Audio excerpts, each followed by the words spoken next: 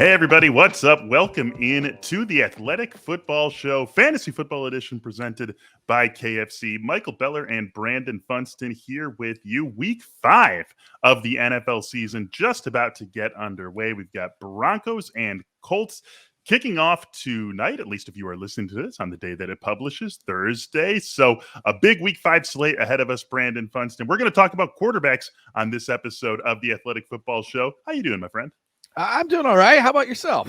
I'm doing good, man. This has been a lot of fun getting to do this with you on the Athletic Football Show and bring our brand of fantasy to a new audience. So it's been a lot of fun. Hopefully we can keep this rolling. Hopefully we can keep some of the good calls rolling on this episode here. And what we're going to do on this one is focus on a quartet of quarterbacks, two guys who have surprised us and played as top 10 fantasy quarterbacks so far this season, two guys who made their 2022 debut last week and are going to be the starters for their team for the foreseeable future. We're going to talk about their prospects, what they do for their offenses, really all of that and how that affects the fantasy football world. Let's start with those two guys who are surprising us thus far, Brandon Funston. Jared Goff and Geno Smith, top 10 fantasy quarterbacks thus far this year. Jared Goff, the number 5 fantasy quarterback in standard scoring leagues. By standard, I mean standard for the quarterback, 4 points for a passing touchdown, 1 point for 25 yards passing. And then your boy Geno, I know you saw this one coming, Mr. Pacific Northwest over there. Geno Smith, the number 9 fantasy quarterback right now. Let's start with Jared Goff. And let's look at these two guys from the lens of, can they do this? Can they be set it and forget it fantasy starters? I think we all had some high hopes for what this Lions offense could be coming into the year. Obviously, they were building towards something that was going to be fun offensively.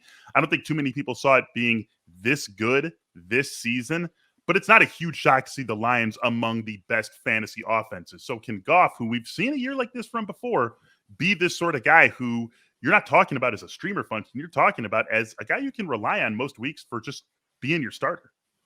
Yeah, I think these guys have two similar setups in that the defenses are terrible, that their team defenses are terrible, going to force chasing most weekends, and they have great skill position players around them. We'll get into Geno in a second, but if I'm kind of like deciding between these two, I'm going to go Jared Goff, and the reason why is you've mentioned it before. We have seen him being talked in the MVP discussion before with the Rams, amazingly. But I look at his last 9 games. He's settled into this team. His last 9 games, he has 22 touchdown passes to 5 interceptions.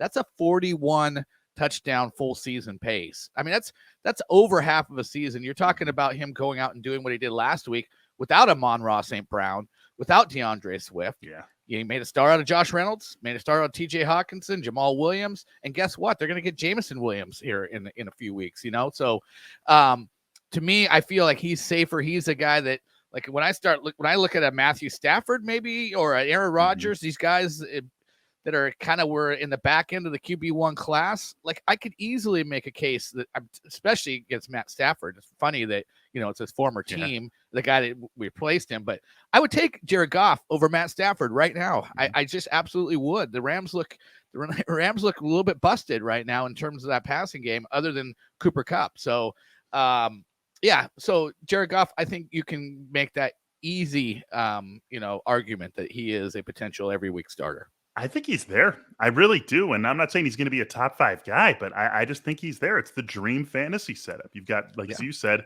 a terrible defense, very good skill position players, a great offensive line. I mean, that's something else that we're talking about here, Funston, right? You talk about he did it last week without DeAndre Swift and without Amon-Ra St. Brown. He also did it missing 2 starting linemen. And that's not going to be the case all year. And this is a team that has invested a ton of resources over the last few years in its offensive line. They have one of the 3 best lines in the league. You've got a ton of skill position talent. Like, this is going to be there. The foundation is there for Jared Goff. And Goff has shown us previously in his career that when a foundation is there and when all he has to do is sort of, be like a Madden quarterback and just hit the right button, he can do that. And he's doing that so far this season. I really do think that Jared Goff is going to be a quarterback for fantasy managers who you're going to want to start more often than not. Now, if you're in a traditional 1 quarterback league and a one that happens to tends to draft backup quarterbacks, and you ended up with Justin Herbert and then you circled back around and took Jared Goff as your backup, you're maybe not going to want to start Goff over Herbert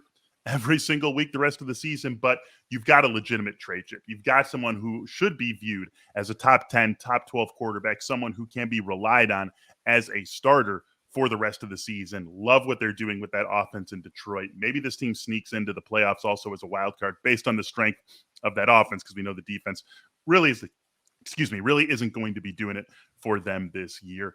As for Geno, it's been fun, right? I mean, these first 4 weeks of the season have been fun. It's been fun to do the, Broncos traded for the wrong Seattle quarterback, ha, ha, ha, and do all that stuff. It's harder for me to buy in on him as someone who we're talking about as a locked-in starter. I think he's definitely placed himself on the stream radar for the remainder of the season, on the my quarterback's injured for a couple of weeks, my quarterback's on bye. He's in that group, which he wasn't necessarily in at the start of this year. I can't quite go the full, I'm starting him with confidence the way I can with Goff. Yeah, I can't either. We have to remember that there was, after week 2, there was this offense has gone 6 quarters without a touchdown. It had a great first half against Denver. And a lot of that is just, right. You come in and you game plan and you have almost a script for that first game, and it's Russell Wilson. And, I'm sure they were as detailed as they're ever going to be for a first half, but they didn't score the second half. They didn't score against the 49ers. Those are 2 good defenses. Then the last 2 weeks, you get Atlanta and you get Detroit. Those are 2 not good defenses. I think Geno Smith is a streamer. And if he's more than that, this week to me is a litmus test. You have the New Orleans Saints, who are a great defense that went to London and did not play well. And they're going to come back home, and they're in a get right situation. Seattle's flying high after, this 48-point effort against Detroit, thinking that they're all that. Like, if Geno Smith goes out and has a good game in New Orleans this week, I might be ready to say, you know what? I think maybe there's something here that's more than just a straight streamer. Because you do have, like Detroit, you have Rashad Penny, who it just continues to churn yards. You have Tyler Lockett and DK Metcalf. And here's the other thing. The tight end position for Seattle is the second highest in fantasy in terms of fantasy points, behind only the Travis Kelce-led tight end position in Kansas City. So he's utilizing 3 tight ends on a regular basis. So that's all working. If it works in New Orleans, then we might have to have, another discussion about this. But for right now, I just think he's like, the matchup looks good. Well, then Geno looks good.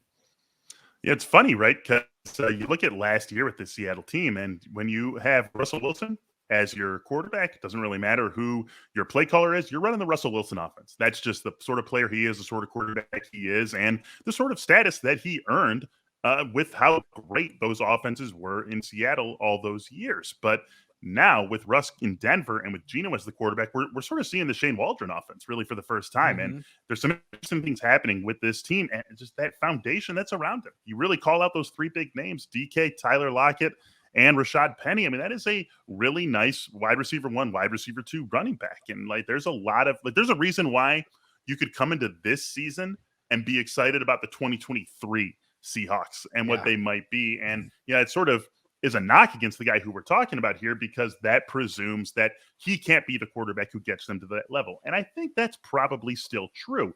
But we had that discussion because of everything that was already here in Seattle. This was a team that, we sort of just immediately wrote off.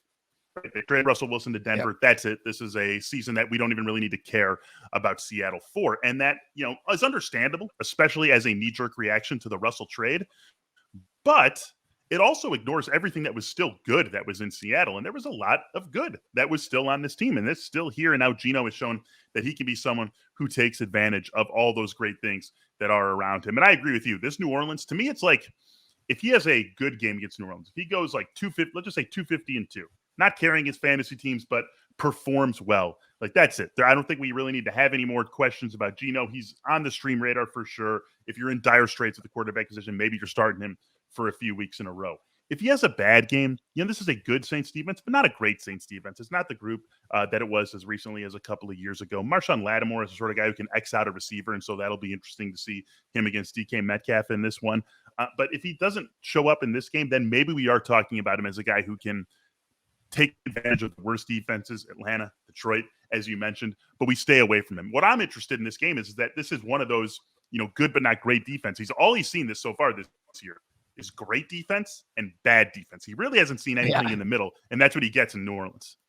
Yeah, you're absolutely right. And the interesting thing is There are some tough defenses the rest of the way, but there are some soft spots as Mm-hmm. well. So if we'll see how he does, as you say, a more mid kind of level defense. I mean, I think I was looking at the DVOA. They're ranked 9th. The Saints are in overall DVOA, 13th in the run, 13th against the pass. So they're kind of sort of just kind of slightly above average in both. So yeah, I mean, if you do well here, you're going to feel good about playing him and all those soft spots going forward. If he has kind of a meh game, then yeah, we're just kind of proving the point that he is absolutely just a streamer, and you're going to avoid him going forward for those tougher spots. Another thing we should mention before we move on to our next two quarterbacks is that DK Metcalf was, I mean, you were beating this drum, Funs. He was going as wide receiver, 24, 25? Yeah. And it was based entirely on us not liking the quarterback situation. DK is going to be a big, maybe not quite a league winner, but something perhaps approaching that because of the foundation, because of the competence of the Seattle offense that was assumed to not be there when we were back in draft season. So DK Metcalf drafters certainly feeling good about themselves. I got to be honest, Funston, feeling pretty good about myself also because I've got this right here for lunch, some Kentucky Fried Chicken. This episode of the Athletic Football Show brought to you by Kentucky Fried Chicken. That is finger licking good. There is truly nothing better than kicking back on game day with your family to do absolutely nothing other than spend some quality time together and watch the big game. You can do it with a great Kentucky Fried Chicken meal. Get all your favorites, 12 pieces of their freshly prepared world-famous chicken, 3 drums, 3 thighs, 3 breasts, 3 wings, 3 large sides of your choice, and 6 biscuits. I myself, all these things are great. I'm kind of partial to the tenders that they're sending me every week as part of this. That's when I'm eating right here. That's what I prefer to go with. You can also get in on that. Switch it up with the 12-piece tenders meal. Pair it with 3 large sides of your choice, 6 dipping sauces, and 6 biscuits. An entire family meal that the entire family actually likes. It's finger licking good. Order now in the KFC app or at kfc.com. All right, Funston, a pair of quarterbacks who made 2022 debuts last week. They did it against one another. One guy making his season debut. That is Zach Wilson after missing the first few games because of injury. One guy, it was his season debut because it was also his career debut. That was Kenny Pickett in relief of Mitch Trubisky. Let's start with Zach Wilson, someone who we know a little bit more about here. Now, obviously, Zach Wilson, not in the discussion we were just talking about with Geno Smith and Jared Goff. Maybe he can start for you as a QB2 in super flex leagues, but we're not talking about him as a traditional league one quarterback starter. But what does he do for the other guys on this team? Is he an improvement? Is he a neutral compared with Joe Flacco for Breece Hall, Garrett Wilson, Corey Davis, Elijah Moore? Do you feel better about those guys with Zach Wilson in? Do you feel worse about them with Zach Wilson in? Or is it sort of just, Zach, Flacco, whatever? Yeah, it depends on what your flavor, of fantasy is. Like, all what do the you spices, like? That's the flavor, Funston. It's all the spices right here, man. There you go. Well, Wilson is spicy, but he's volatile, and he brings a boom or bust aspect. I think with Joe Flacco, you're getting a lower ceiling, but you're getting a safer floor, and you're getting probably a more even distribution week to week.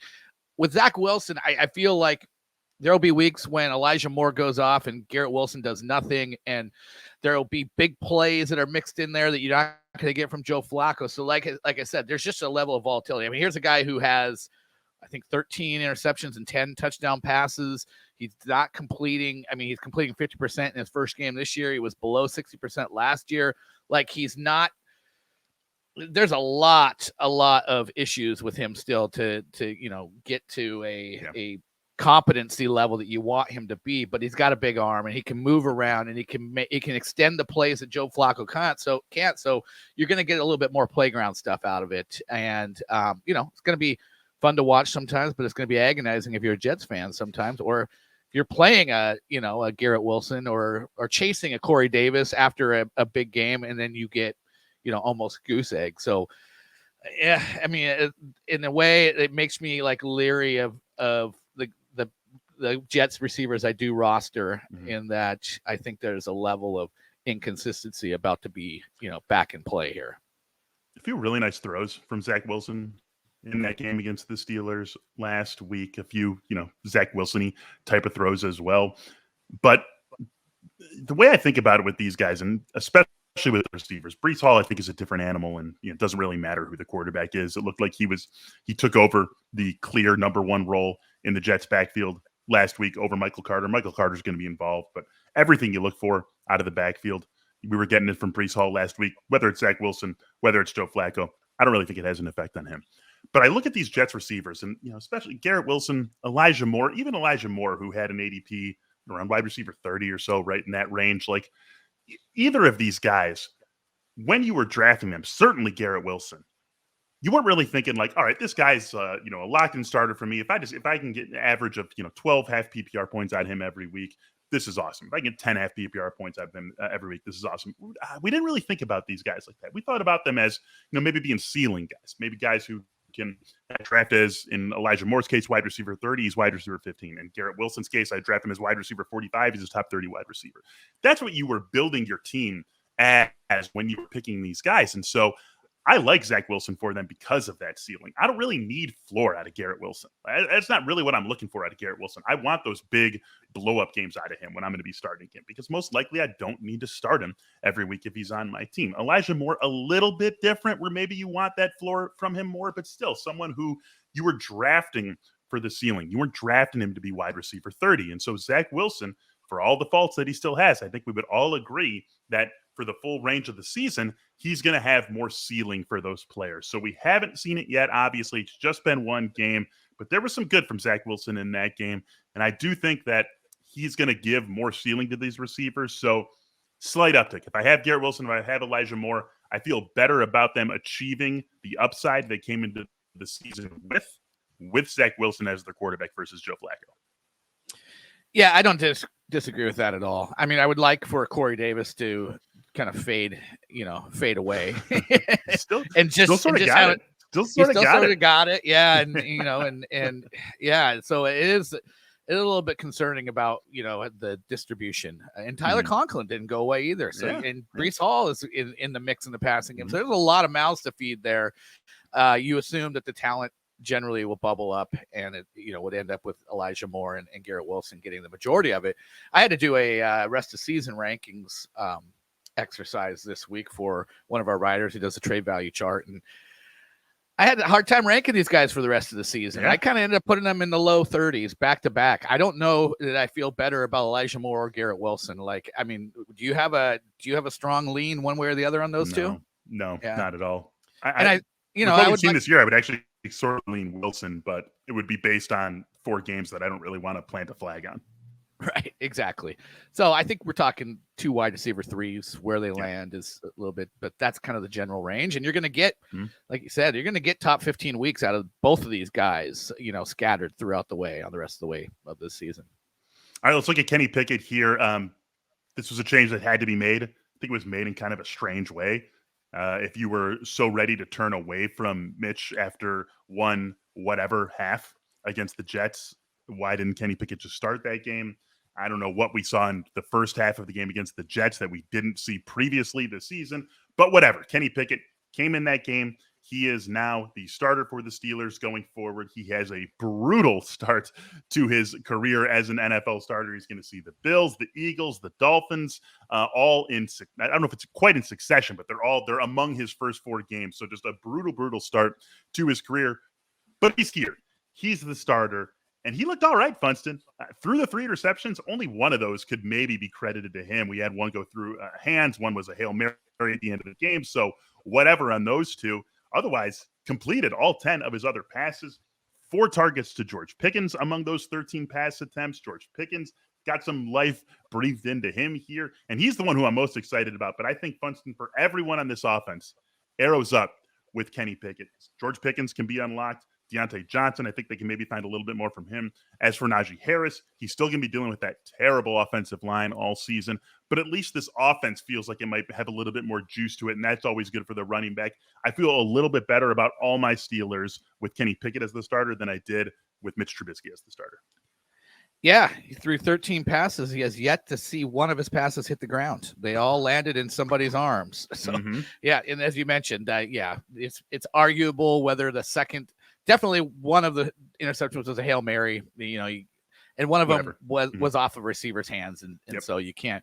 So yeah, I mean, I thought he looked pretty good first game, and a couple rushing touchdowns. Well, Moxie took a shot in the mouth and popped right back up, talking trash to the defender. Right, I like Love the to way. see And you that. know what? I kind of gave him a hard time for the small hands, but he had to throw that Hail Mary from beyond 50 yards, and he threw a pretty tight little laser down there, over half the football field. So really, what more do you need? So I guess he can make all the throws, and showed a definite magnetism towards George Pickens, which is often the case with rookies when they work out together early in the summer and develop a little rapport. So I'm definitely peaked for George Pickens's value. But I think if you're like, I talked about him earlier, Matt Stafford, maybe that's where you planted your quarterback flag this year, and it's just been a struggle. Like, Kenny Pickett's not a bad stash if Matt Stafford doesn't get it turned around these next few weeks. You don't really, as you mentioned, the schedule coming up, you don't really want to lean on Kenny Pickett in the near term, but you could pick him up and see if Stafford still struggles for the next couple of weeks, and then maybe make a move, because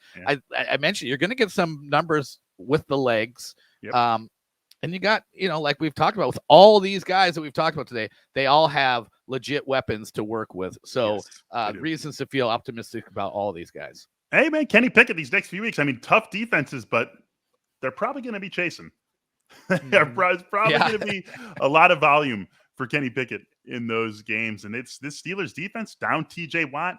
Mika Fitzpatrick has a knee injury that they said they're going to have to manage all season here. So this was a defense that was, the ultimate stars and scrubs defense in the NFL, right? It's TJ Watt, it's Mika Fitzpatrick, it's Cam Hayward, and Alex Highsmith, I guess, has shown himself to be a pretty useful player this year. And then they're just filling in blanks. And so if we're already down TJ Watt, we have compromised Mika Fitzpatrick.